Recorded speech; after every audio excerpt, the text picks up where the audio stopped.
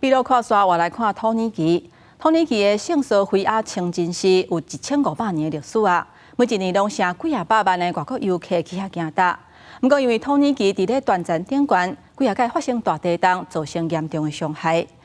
最近当局目要展开150年来上大规模修复的工程，希望以后这间清真寺会当挡过地震的威胁。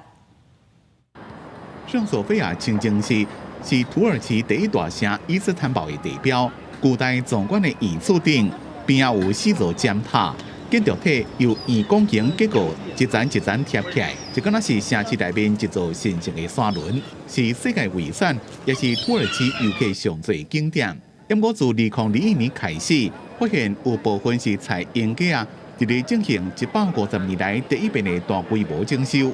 Hem yapının kendi vücudunu hem de onun daha sonra eklenen Osmanlı dönemindeki değerli minareleriyle birlikte sağlamlaştırma çalışmalarına başladık. 土耳其伫咧短暂地动带，南部边境伫咧2023年才经历过毁灭性的规模7.8强烈地震。虽然伊斯坦堡无受影响，不过专家拢担心以后可能也逃袂过强烈地震。 就要加强保护有1500年历史的圣索菲亚清真寺。Probably for the better, because if there's an earthquake, it will all be gone. So it's not a problem.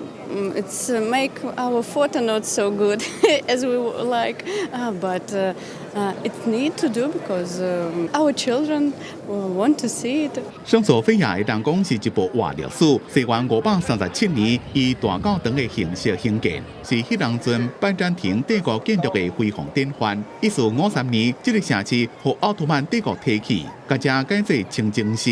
1935年，土耳其正做世俗派国家，甲清真寺改做博物馆。到2020年，伊斯兰民族主义强人总统埃尔多安又搁改名号做清真寺。